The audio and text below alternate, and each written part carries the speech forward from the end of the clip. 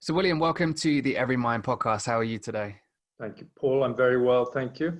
Good to hear. Good to hear. So, obviously, I'm excited for this episode. Obviously, I think it's maybe a biased one because I'm an avid runner, and also mindfulness has helped a lot. And obviously, as the author of the book Running with Mindfulness, I kind of want to firstly ask you quite a big, broad question. But what led to where you are today? Um, well, if that question is how did I become a running therapist, or how did I become a running therapist who wrote a book on mindful running and running therapy, the answer then would be this: that around 12 years ago, I had a little bit of a mental breakdown after. Well, I won't go into all the reasons because we'll be here for a day or two if I did. But I took up running and psychotherapy after my doctor gave me some antidepressants, which made life easier. And yeah, it made all the difference. I wouldn't have got moving without the antidepressants. Would have taken me a lot longer. But I knew that getting out would be good for me. So out I went. I found a friend, I started moving, we started running really slowly. I don't know how long you've been running for, but I was not a runner. I was everything but a runner, really. And simultaneously, I took up psychotherapy. I took up anything I could to get out of this dreadful state I was in. And then I trained to become a psychotherapist after about 2 years of that. And then about 6 or 5 years after that, I became a therapist. Amazing. And in terms of, if you don't mind sharing that almost transition in a way, I'm sure it was a long one. I've been there myself from, like you say, that breakdown period to doing a bit of running. Was it a constant period of you running and feeling a little bit better, or was it almost like an instant, wow, I feel a lot better after, doing this for a short period of time? George, it almost was, because as you'll know, depression is all about that sense of powerlessness. It's not just the despair, things won't get any better, things can't get any better, and if they do, they won't get better for me. It's also, I just don't have what it takes to change things. And I think this is why I loved running and psychotherapy together, but particularly just the running, is because, it got me out, and went at a time in my life where I really felt like I couldn't do anything.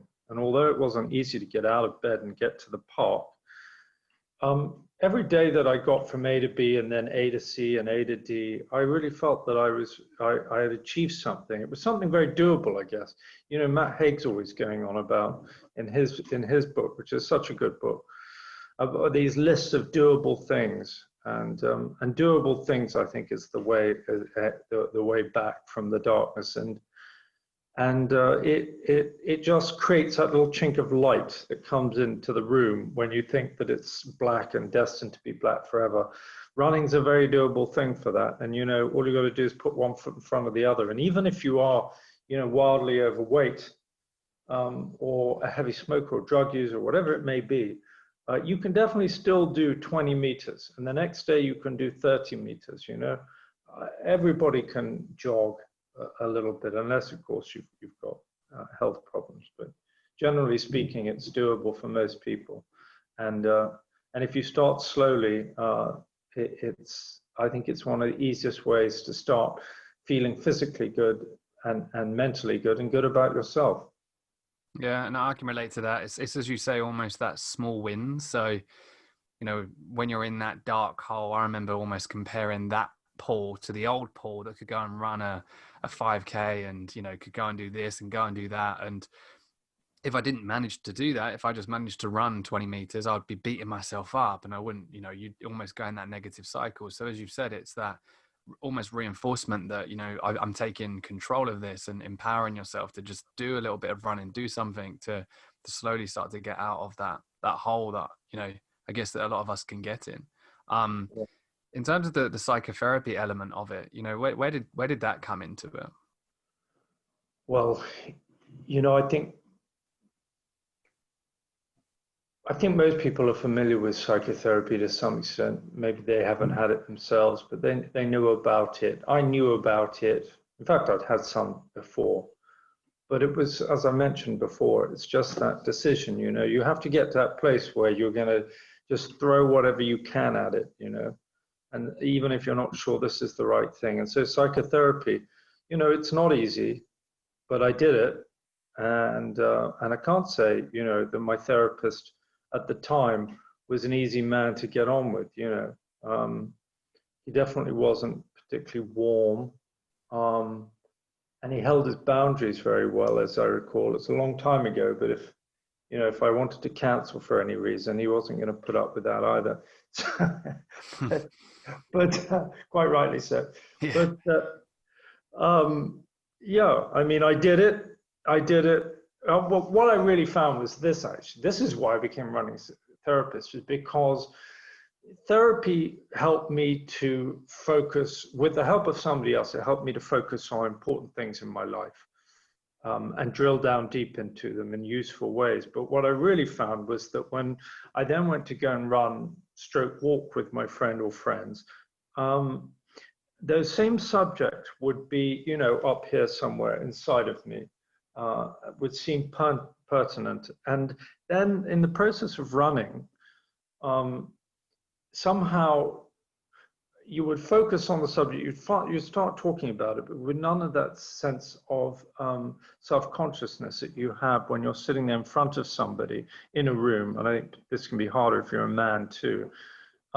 You're really worried, you know, what does my face say? Do I look, you know, have I got to look strong? Do I look, you know, you're just, people are just generally self-conscious. And so when you're running, you're not facing each other, you're side by side.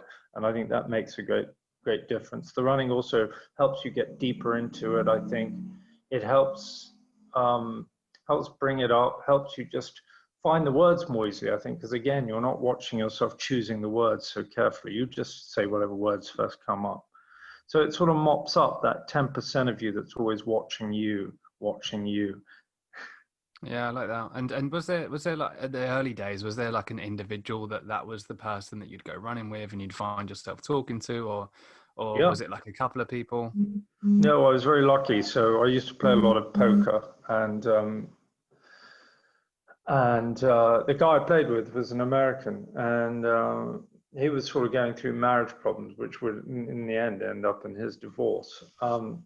But he's at work for himself. He's an entrepreneur. And he and I would go out, you know, he had lots of time on his hands. I did too. He had lots of stuff to talk about, you know, his marriage dissolving. So we would take it in turns talking. And it's strange how, yeah, again, you know, it feels very therapeutic doing in my book and my app, etc. I tell people how to do dynamic running therapy with somebody else. And there's something about two people creating a community for each other where you talk about your problems, they talk about that, and the two meld together in some way, you know, somehow it flows. And when I'm talking about my unhappiness and what I'm doing with it, we get onto his unhappiness and what he's doing. And while we're unhappy about two different things, unhappiness is unhappiness. Yeah, that's great. And again, I can relate to a lot of what you're saying, especially as a man. I talk about it a lot, that kind of shoulder to shoulder conversation rather than the sitting in a almost clinical environment, you know, making eye contact, you know, waiting for that person to almost solve your problems in a way. You know, that was my first experience of a therapy and a doctor's surgery, sitting there going, are you going to cure what's going on in here? Because I'm waiting for you to do something about it. So like you said, that shoulder to shoulder running element is key. And obviously I know, you know, Jess Robson, who's on our team, who started Run Talk Run, and she's done some content in the app, the Everymind app as well, which talks just about that, you know, that kind of element of running together as well. With that, and I want to bring this back to the workplace, because then I want to ask you a couple of selfish questions, because this subject is very close to my heart, because, you know, my dad was a big runner. My dad started running groups, and obviously, you know, as I told you on the phone, and some people know, you know, my dad obviously ended his own life back in 2009. And, you know, I do think my dad's battle of whatever he was going through that we never knew was very much he dealt with it for longer than probably other people could. And I believe a lot of that was down to his running, right? He had, his best friend that I'm still in contact with, they'd go running together and they would just offload. He'd have running groups where he could talk to people. He'd run every day, very, very a good athlete as well. But bringing this back into the workplace, because I think, again, you kind of mentioned about that community of just two people maybe, but the workplace is a bigger community. And when we're talking about addressing stigma and the silence around maybe mental health in the workplace, again, if I try and talk to you, maybe in an office setting, I don't believe that may be the right place for you to maybe start sharing. So, in your experience, have you seen this work in a work environment where people are maybe going out for running groups and things like that, and that's changing company culture? Well, I have worked a little bit with corporations. Where was I last year? I was in Amsterdam working with ASICS, the shoe brand. Their European headquarters are in Amsterdam, and they were trying to put together a corporate program for exactly this sort of thing, to encourage employees to go off and exercise together. Yeah, I mean, it works. It works. I think it's still quite early days, and I think people are nervous about revealing too much to their work colleagues, And also, I think some people want a boundary between a work colleague who, what I do at work and what I do recreationally. And so some people are nervous about doing it. But then I think there are just as many who are not, There are just as many who love the idea of going to the company yoga or whatever it is. And I think that number's moving really, really quickly in favor of those who don't mind. Yeah. In the long term, I don't know if that's going to be great, particularly as we're all working, remotely. So I don't know what that means. We'll be doing remote yoga together. Yeah. If that's possible, I don't know. But yeah, the boundary between work and play and rest is an important one, or at least it has been historically. Who knows? Maybe we'll all be happier than ever, just working 24/7 for the man. Yeah, and I think that is the challenge. There was an organization that we did some work with, and they were based in Glasgow, and I think every Friday they all went out for a run. I think it was at lunchtime. And some people sometimes would come, other people would drop out a couple of weeks, but it was consistent, the same maybe 6-7 people, every Friday. And what they said is at the beginning, it started with such a small group. And then as more people started to do it, more people almost felt like they could as well. And now it's almost become like every Friday at lunchtime, the majority of them go for this run. Which again, they say is helpful. It's a small office, I think it's about 30 in there, but that just, they say, changes the almost culture in a way. I think so, because there are people in that office, some of whom are better talkers, some are better salespeople, some are better runners, some are better listeners. Each person's got their own skill. And when you step out of the office, you can find yourself strangely feeling much more competent in this group than perhaps you do in the office. And all sorts of things can move around. And so I think it's a fantastic opportunity to shake things up and create company cohesion and improve company culture. Yeah, I agree. And again, the book's amazing. I definitely recommend people get it, Running with Mindfulness. But if I noticed maybe a colleague or a friend or a family member is struggling, and I reached out to them and I said, hey, do you want to go for a run? Seems pretty casual, but I know that I kind of want to maybe get that person talking. Is there kind of any recommendations that you would have for me or anyone listening in terms of how do we get that person to start talking about maybe what they're going through whilst we're out for a run? Oh, that's a good one. I mean, by the way, the English book is called Run for Your Life. So just to be clear from your question, are you saying, have you been in the scenario you're describing? Have you decided to have this run in particular to help somebody who you believe is distressed, who has not invited you into that role, but you think it would be good for them? Yeah, let's go with that. Exactly. So a friend struggling, instead of me saying, hey, do you want to go for a pint? It could be, hey, do you want to go for a run? Yeah. How do I then approach that? Well, I think, obviously I would say, for the most part, you don't want to make out like it's going to be any kind of inquiry going on, because that doesn't sound like much fun. Also, if they're stressed and down, they might not feel like a run. So you might want to position it as a walk come run. Let's put on some running shoes and see if we can get any running going at all. You might, a trick I use sometimes is to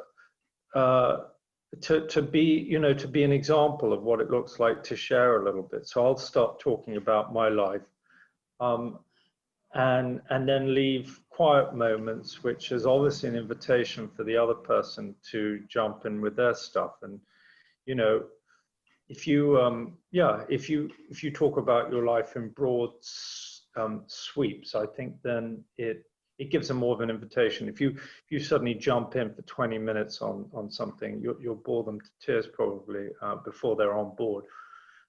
So lead by example. Don't freak them out. Start off slowly. Yeah, I like that. And there's that whole vulnerability element as well, isn't it? Instead of, as you say, inviting someone out and then using that as your own therapy session, but, just in a way, opening up a little bit, and then that person might feel comfortable to open up too. Yeah. And I guess this is just me coming, I guess no expectations as well, maybe. Like if that person doesn't want to talk. Yeah, massive one. I always say that part of what you're doing out there when you run with them is you should offer zero. If you're really listening, this is part of the skill of being a therapist, is listening. It feels like you're giving answers, but you're not really. In the same way, when you're running with somebody and listening to them, don't put them under pressure because you start handing out solutions. This is what you should do. I really hear you saying this is what worked for me, and blah, blah, blah. Just listen mostly, because otherwise people feel, burdened to process your answer, and really it's much better just to ladder it down. I mean, in therapy we talk about laddering, so that just means climbing up or down a conversation. So you just dig a little bit deeper. In couples therapy, you would say, is there anything more? Is there more that you have to say about that? That sounds a little contrived with a friend, but you can do some ahas and yeah, oh God, wow, that must have been really something, whatever, that sort of thing. And people will carry on. They'll understand that you've made space for them. But believe, I think the thing to do is to believe that the community that you're creating, the community you've offered them in that moment, the two of you, just together, creating a little space, that's more than enough. You don't need to come with answers anyway. What are your answers good for anyway? They're probably the wrong answers at the wrong time, the wrong person in the wrong place. You know what I mean? Yeah. So people just generally, they're much more grateful just to have you by their side, I think, and give them space. Yeah. Yeah, I love that. And if we bring it back to almost, if someone's maybe listening to this or watching this and they're struggling themselves and they feel like they want to go for that run, what kind of advice can you give to them? I know you said start small, but should they have maybe a sort of schedule in place, or is there any other tips that you can give for them? Well, start small would definitely be the biggest one. Some people like to journal their runs or get a running app, so they can track their small victories. I think that's a good one. Some people like to download an app that has music or Couch to 5K or something that sort of coaches you up there. I think that's excellent. I have an app called Dynamic Running Therapy, which, if you have anxiety or depression, it's totally free. There are programs in there for depression and anxiety. There's also mindful running in there, some meditation, that sort of thing. Nice. And there's always a debate as well, and I get in this debate a lot because my dad was very obsessed with running, right? He was a very good athlete. He was the veteran 1500 meter champion in the UK once, and very, very driven by it. Would come back before the days of apps. He would write it down in his red book. I've still got it upstairs. His red book, the loop, his times, everything, right. And he would do that twice a day. And I think a lot of that, now knowing my understanding of OCD, my dad was very obsessed with a lot of things. And I just saw that as my dad being very driven because I didn't have the understanding of mental illness. But I am very much like that with my own running, right? You know, this thing here, I'm looking at it. How quick am I going? You know, I'll track how many miles I've done each week. And a lot of people have said to me, you know, you need to stop that sometimes. It's just not looking at the watch, just going out and being mindful and just focusing on that. How do we find that balance where you want to push yourself, you want to track it, you want to get better, but at the same time, you don't want that to become quite a negative trait and you want to just do it in a mindful way? Well, personally speaking, you know, mindful walking, mindful running, mindfulness in general is all about connecting it to the here and now, to your breath, listening to the crunch of your feet on the ground. It's not about losing your. Some people lose themselves in their run, in their running practice. You know, they can count the numbers, but they're so, you know, on their watch, but they're moving forward into becoming the place and the person they want to be, striving and striving and striving. I'm going to do this great time today, and pushing themselves and feeling that exhilaration that you feel when you're meeting the challenges of being the person that you want to become, or even be. But I think the thing about mindfulness is it's very much about being okay with things just as they are. So anytime you're sort of striving to move forward and pushing yourself, then you're doing the opposite of mindfulness. So I think the first thing to do is slow down, and either if you're running, then make it a really slow run, and make sure that you're not the least bit interested in time. You could go down a path you don't know. It's nice.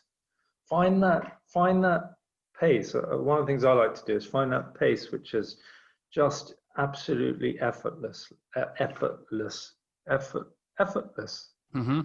Effortless. That's it. Find that pace. You know, it's like driving and going through into a corner. There's a perfect speed to go in and out of that corner.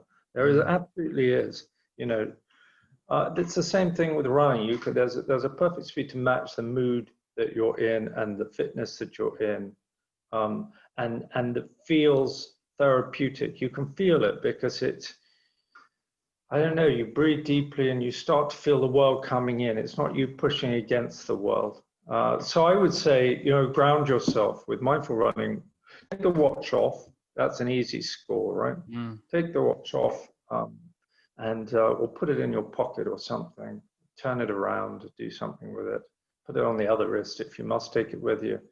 Yeah, just take it slowly and remind yourself that the reason you're here is to be okay with who you are in the here and now. There's nothing wrong with striving to be a fantastic person, high achieving, successful, healthy person, but you can't strive all the time because otherwise you'll always be in that future place.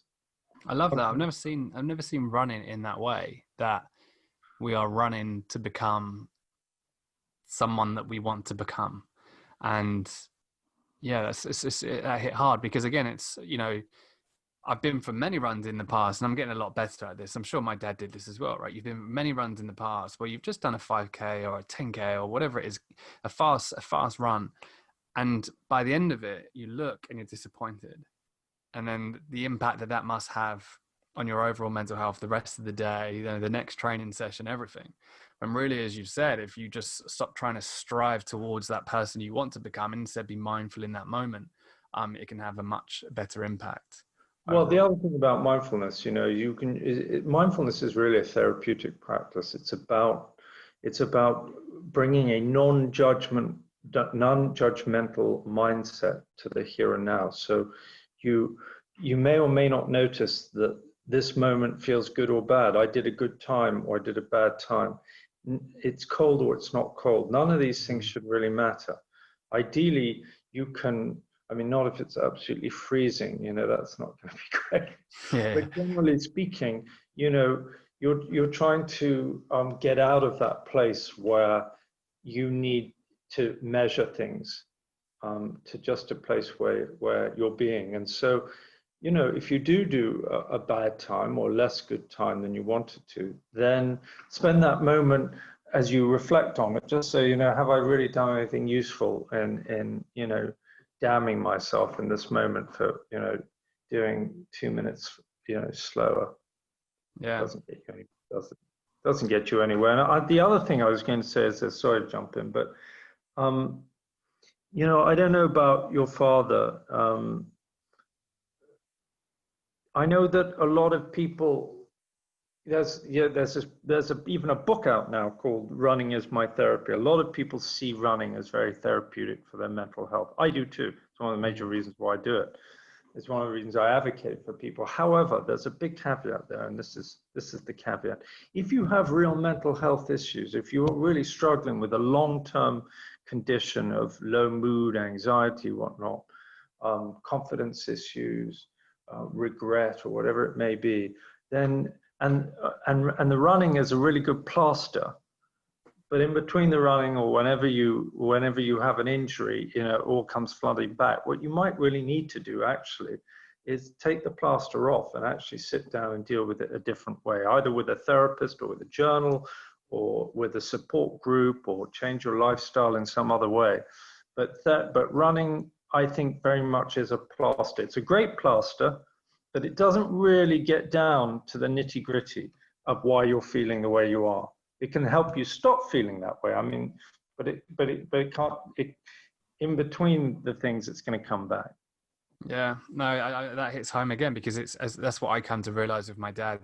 You look at my dad, again, the general phase of mental illness, someone ending their own life, was not my dad, right? Very healthy, driven, etc. But my dad was, in my understanding now, it took me a long time to get there, was running away from something. You know, he was running away from something a lot deeper that, you know, none of us ever understood.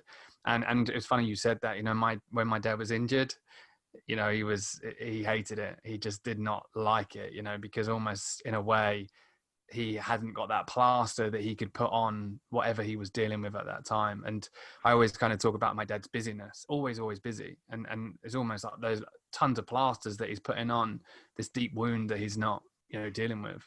Well, that's what we men do, isn't it? I mean, we're brought up to believe, and it does. It feels good to us to be busy. We like to do things with our hands, fix things, and so forth. And that does feel good to us. You know, you get into a good space when you're doing that.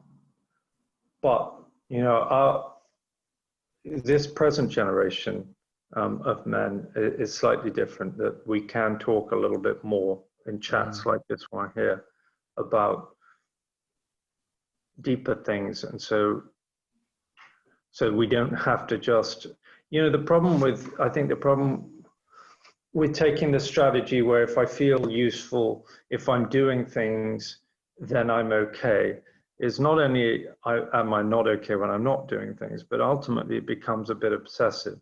Must do things all the time, got to do things, and then soon there's no room for, you know, you just don't know how to relax anymore. And so yeah, it's a tricky one. It's a tricky one. I mean, bless your dad. He was probably very much part. Did you say he was a vet? So he was, when he took his own life, he was 45. So he classified as a veteran running. I think he's over 40. I think it is. Right. So the veteran category. Okay. But I think he always joked and said, I only won it because I was the youngest in the race. So I think it only just turned into a veteran. Yeah. But yeah, no, again, an amazing man. But again, as you kind of said, obviously tried a lot to you know, mask what was going on, but just never managed to deal with it. 45 is a bad age for men, you know. That's when we all start topping ourselves. Yeah. I haven't triggered anybody there, but no, it is a time to take your mental health seriously. You know, if you haven't got your ducks lined up, a lot of men around 45, 55, that's when they start, you know, doing that first lot of inventory. I think there's an inventory around 40, which begins with, you know, what have I done? What have I still got time to do? Why haven't I done enough? You know, what's wrong with me? And then, it soon goes down that rabbit hole into what's wrong with me? Why don't people? Why haven't I? Who, you know?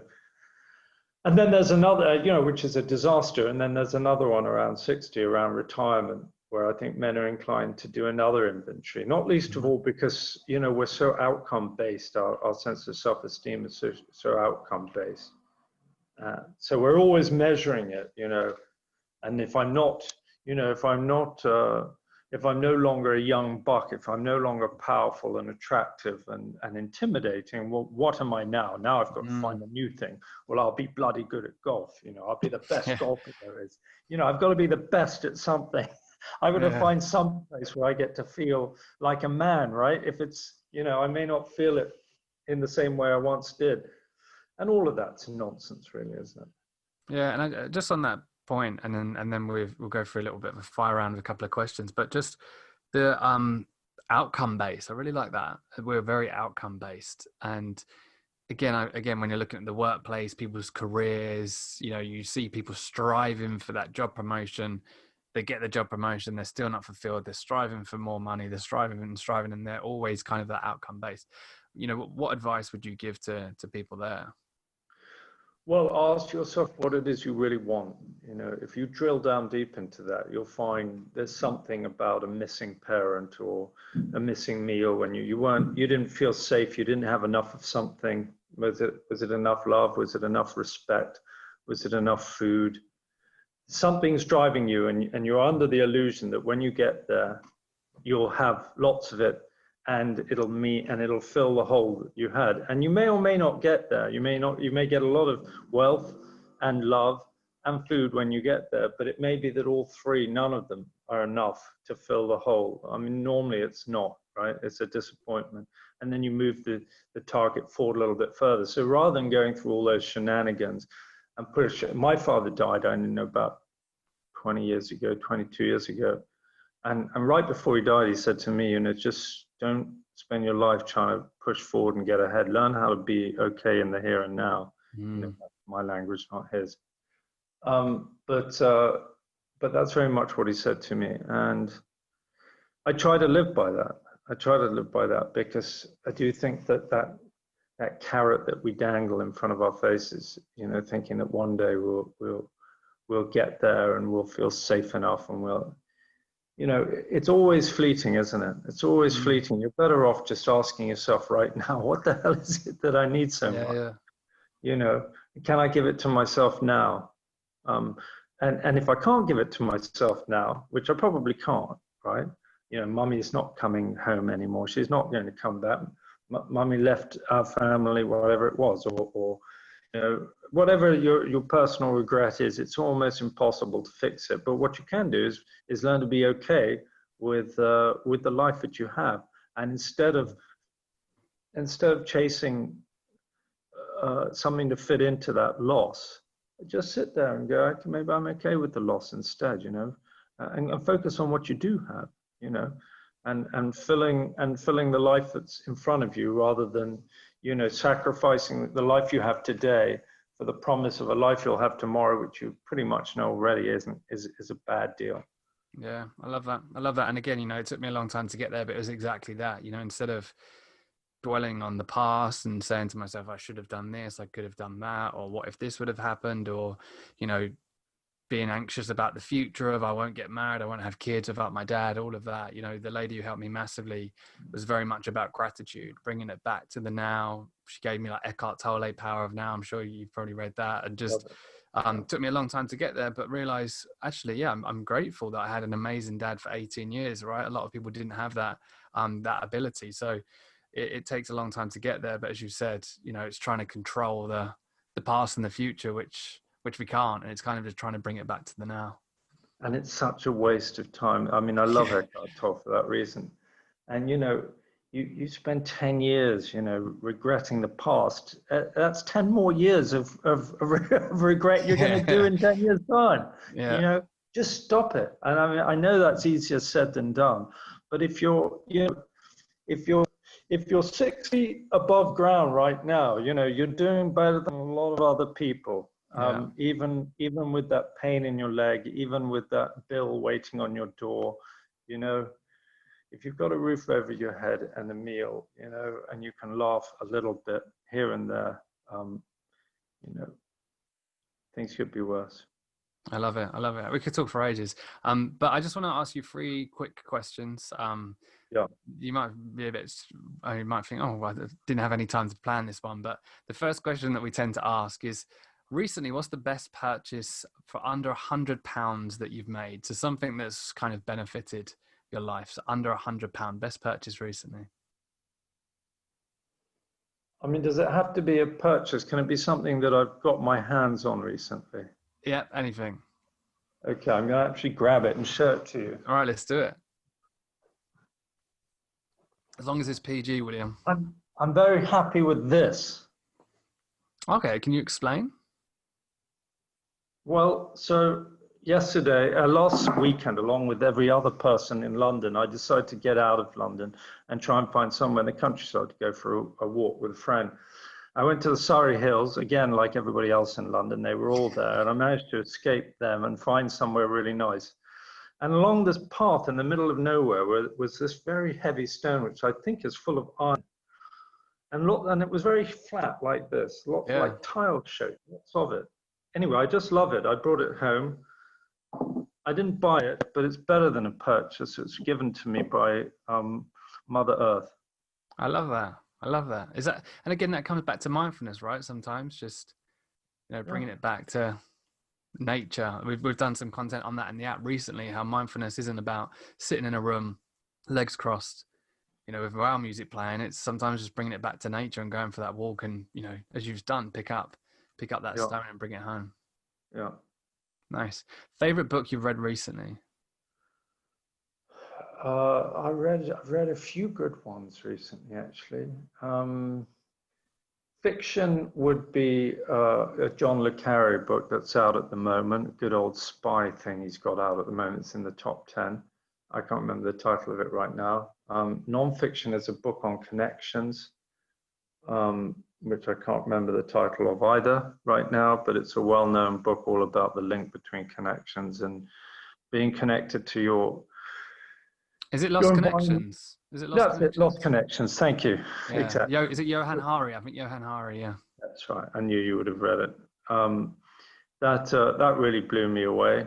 Those have been my best books. Nice. And then finally, I think you've alluded to this actually when you were talking. What can someone do today to help them to be better tomorrow?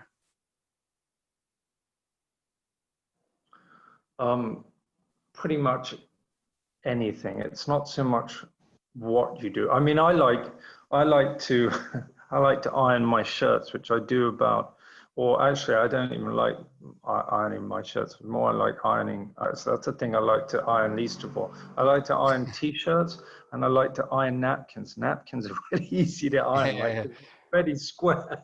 All you got to do is flatten that bad boy out. And I put some music on. And it's the easiest thing I can do with my day. And I feel great. I'm like, let me see how flat I can get this. And,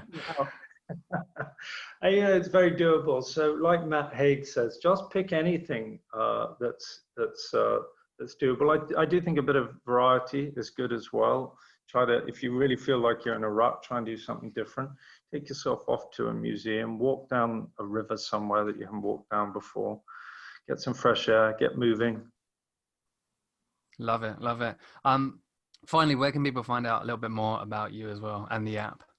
So the app is called Dynamic Running Therapy. As I said, it's 100% free. Stuff in there for anxiety, depression, mindful running, meditation. You can find out. It's on iOS only, I'm afraid. So that's Apple. The book you can find on Amazon or good bookstores. Run for Your Life. I'm on Instagram at @D_running therapy. I'm on Twitter at Pullen Therapy. Nice. And what we'll do is we'll link to all of that in the show notes as well, so people can find it. How do I find your app, by the way? I would like to get your app. Yeah, so we'll have to set you up. So obviously, every business that signs up to it gets access for their employees. So there's a little bit of an access control, but we're happy to set you up on it, William, and it'd be great to get your feedback. And I'm thinking already, we've got some mindfulness exercises in there, but it might be nice to work with you on a couple of those as well. So I'll definitely be in touch about that. But I just want to say thank you for coming on to the podcast, and I've learned a lot from it, and I'm sure the listeners have as well. Thank you so much. It was good fun. Nice to meet you, Paul.